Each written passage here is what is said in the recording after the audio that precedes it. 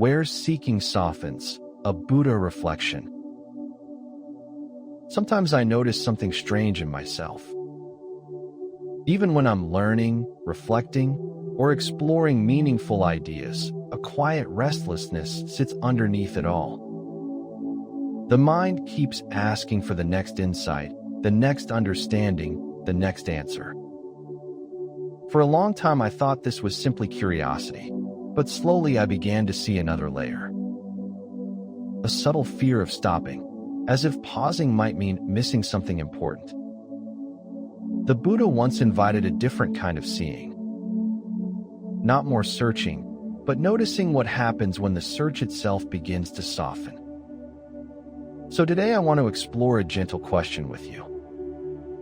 What if peace does not arrive through endless seeking, but in the moment the seeking finally rests?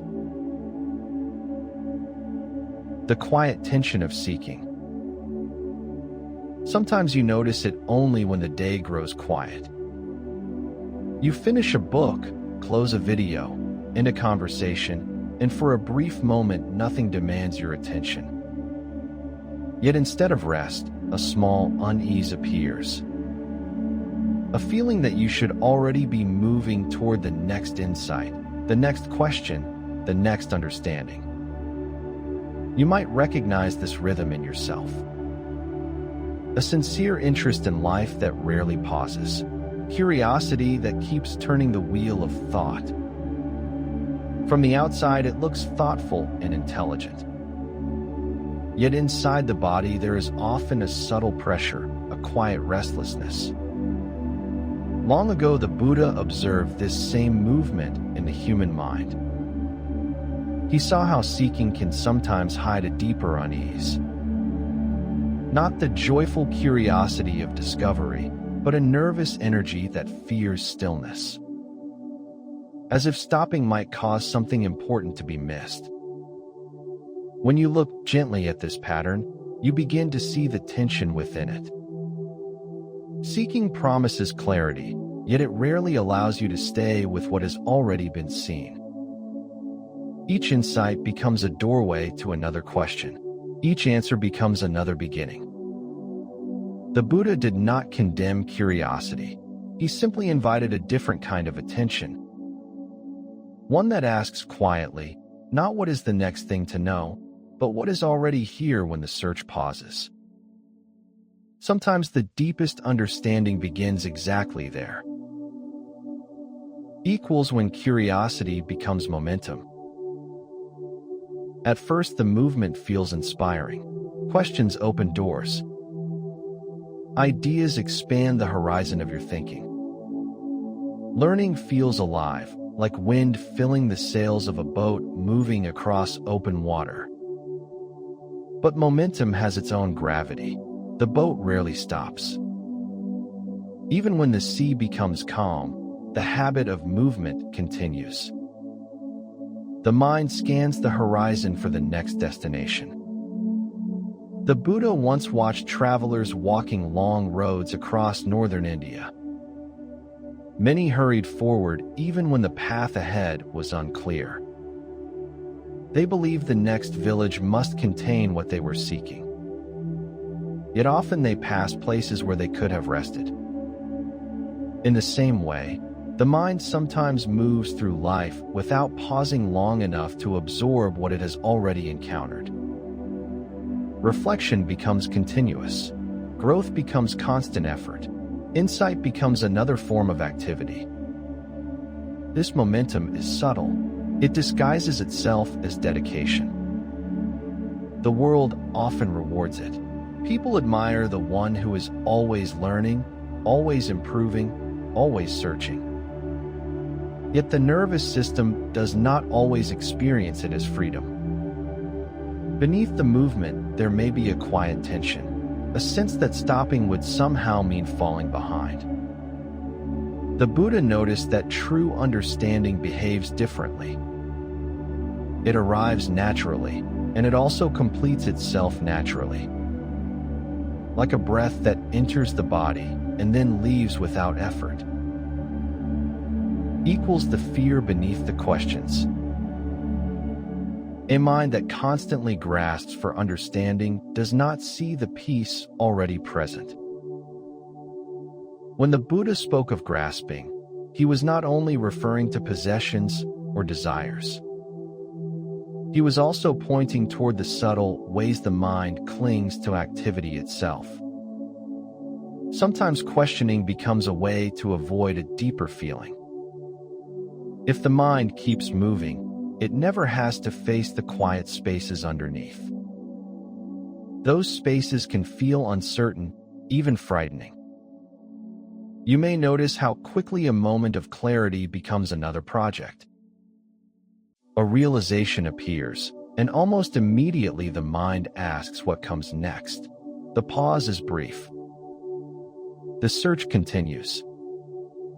But the Buddha observed that the discomfort beneath the search is not a problem to eliminate.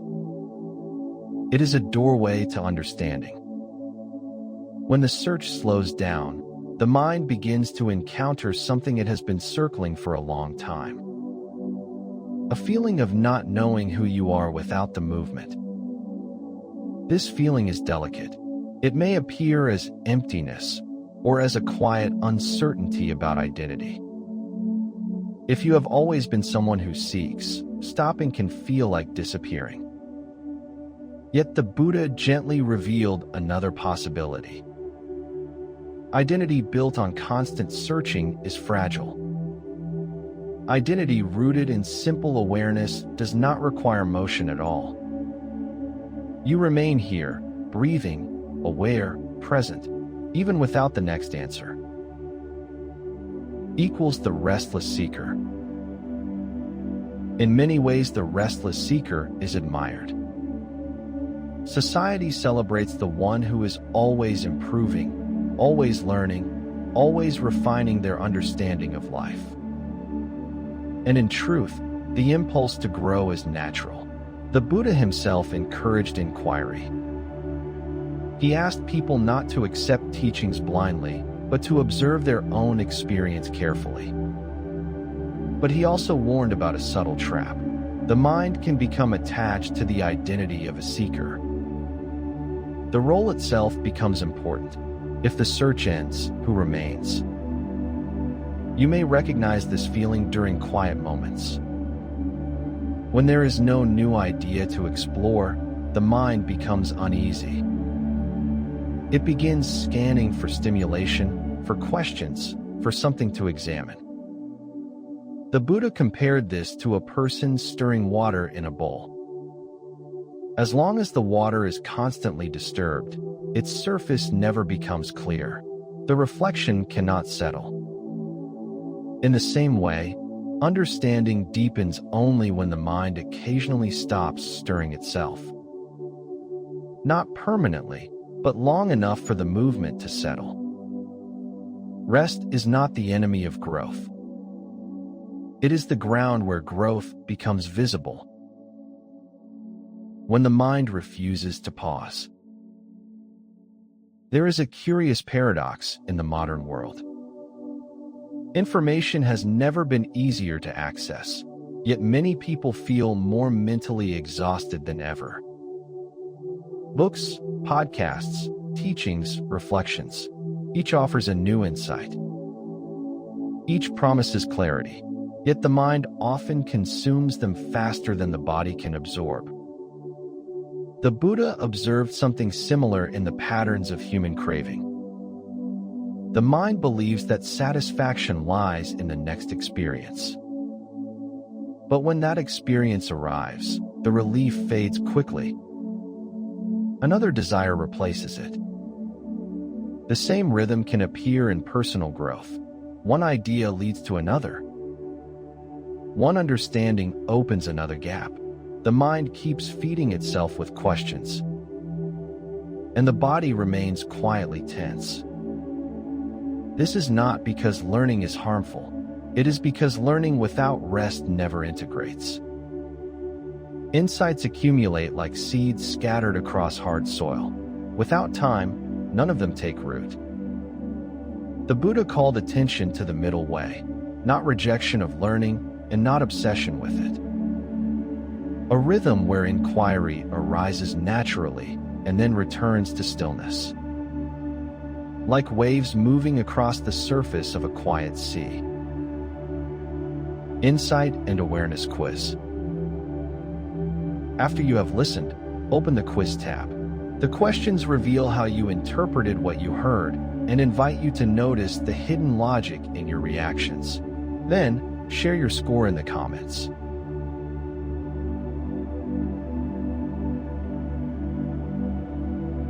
The intelligence of stopping. Wisdom grows where the mind is willing to rest. Stopping often feels uncomfortable at first. The mind has grown used to stimulation, to movement, to the constant rhythm of inquiry. When the movement pauses, something else becomes visible. The breath becomes more noticeable. The body reveals subtle sensations. Emotions that were previously hidden by thinking begin to surface. The Buddha spent long hours sitting quietly beneath trees, observing the movements of the mind without interfering with them. He discovered that clarity often appears when effort relaxes. In the beginning, this stillness can feel unfamiliar. The mind may complain. It may suggest that something more useful should be happening. But if you remain gently present, another quality begins to appear. A softening in the nervous system. A sense that nothing essential is missing in this moment. Curiosity does not disappear. It simply changes character. Instead of chasing answers, it begins to explore what is already here. The practice of staying. Growth in modern culture is often associated with movement. New skills, new insights, new experiences. The idea of staying in one place can appear stagnant. Yet the Buddha discovered something very different. Depth emerges through staying. Through remaining with one experience long enough for it to reveal its layers. Imagine watching a river. If you walk past it quickly, you see only water moving. But if you sit beside it for a while, details begin to appear. Patterns of light. The rhythm of the current, the subtle movements beneath the surface. Understanding works in the same way. An anxious mind moves quickly from one idea to another. It samples many perspectives, but rarely rests long enough to digest them. The Buddha encouraged a different approach. Remain with what has already been seen. Let it deepen quietly. The mind gradually discovers that stillness does not prevent growth. It allows growth to become real. When experience does not need words. There are moments in life that resist explanation. A sunset reflected on water. A quiet connection between two people. A sudden wave of emotion that cannot be reduced to language. Yet the mind often rushes to translate these moments into words. It labels them, analyzes them, turns them into stories. The Buddha noticed how this habit can create distance from direct experience. Life begins to feel like commentary about reality instead of reality itself.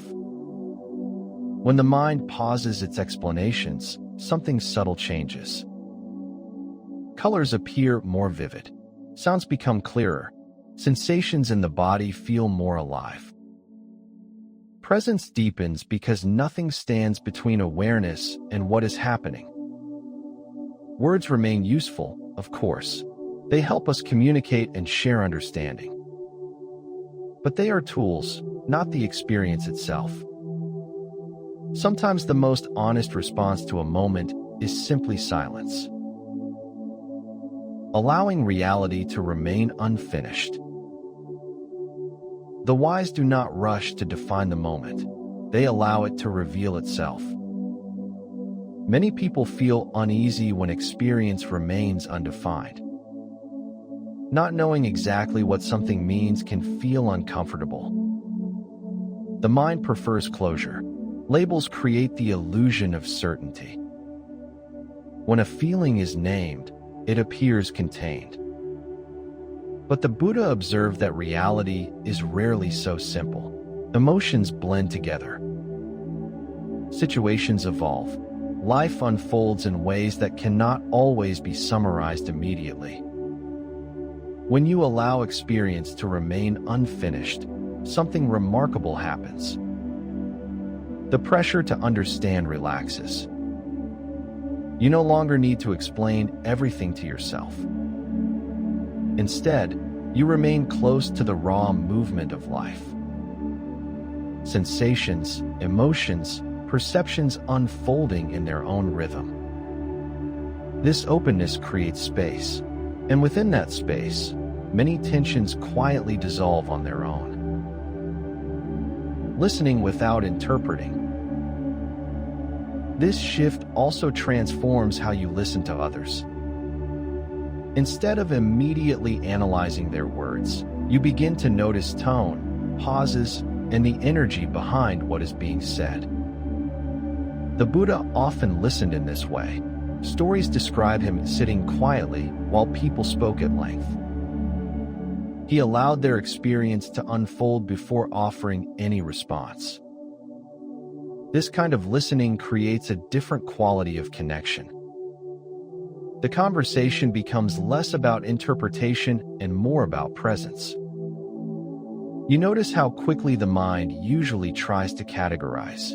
Agree, disagree, explain, correct. When this reflex softens, something deeper becomes possible. Understanding that is not built entirely from words. You hear not only what is spoken, but also what is felt. The quiet wisdom of not knowing. Confusion is often treated as a problem that must be solved immediately. When clarity disappears, the mind becomes tense. Yet the Buddha recognized confusion as a natural part of human experience. Life changes constantly. Old assumptions dissolve. New understanding takes time to emerge. If peace depends on certainty, these moments feel threatening. But if peace rests in simple awareness, confusion becomes workable. You can remain present even when answers are missing. This does not mean abandoning inquiry. It means allowing uncertainty to exist without panic. The mind does not need to resolve everything instantly. Sometimes clarity arrives later, quietly, when the pressure to understand has faded. Peace beneath uncertainty.